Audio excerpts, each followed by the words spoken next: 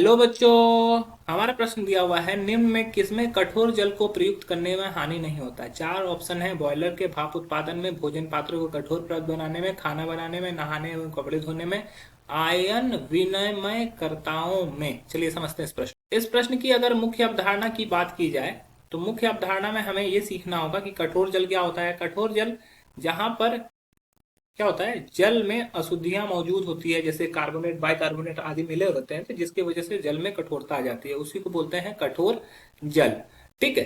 अब ये कठोर जल क्या होता है कि इसमें अशुद्धियां आती रहती है। ठीक है। वो अशुद्धियां किसके रूप में रहती है, जैसे Na+ के फॉर्म में रह सकता है, Ca2+ के फॉर्म में रह सकता है, ये Mg2+ के फॉर्म में रह सकता है। तो ये सब अशुद्धियां वहां पे प्रेजेंट रहती है। इसके अलावा Cl- प्रेजेंट रह सकता है, SO4 2- प्रेजेंट रह सकता है, NO3 आयन प्रेजेंट रह सकता है।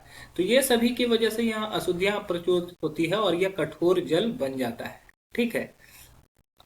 अब यहाँ पर क्या होता है कि अगर हम लोग उसको अगर कहीं पर यूज करेंगे, जैसे चार ऑप्शन दिया हुआ है। पहला है बॉयलर्स के भाप उत्पादन में, भाप बनेगा तो भाप बनने में ये क्या करते हैं कि ये आयन जो होगा उसको इफेक्ट पहुंचाएगा, ये उसको प्रभावित करेगा। अतः यहाँ पर ये क्या है, हानि हो सकता है, तो ये गलत हो जाएगा हमारा।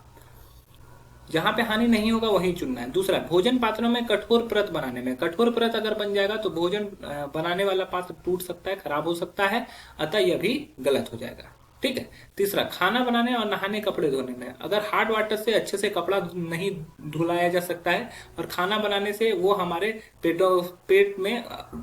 पेट संबंधित बीमारी भी उत्पन्न कर सकता है, अतः यह भी गलत हो जाएगा।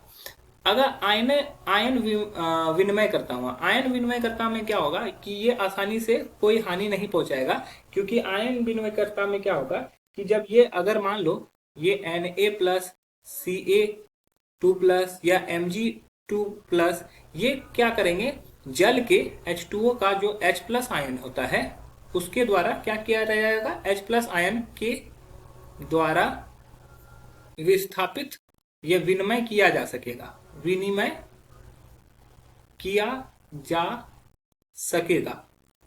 उसी तरह अगर कहीं पर ऋणात्मक आयन प्रेजेंट है, जैसे Cl-, SO4 2- या NO3-, इसको जल के OH- आयन के द्वारा विनिमय किया जा सकेगा, तो यहां पर कोई हानि नहीं होगा। ठीक है। यहां पर कोई हानि नहीं होगा, तो ये भी हमारा सही उत्तर होगा। Option D is the right answer. आशा है कि यह प्रश्न आपको समझ में आया होगा। धन्यवाद।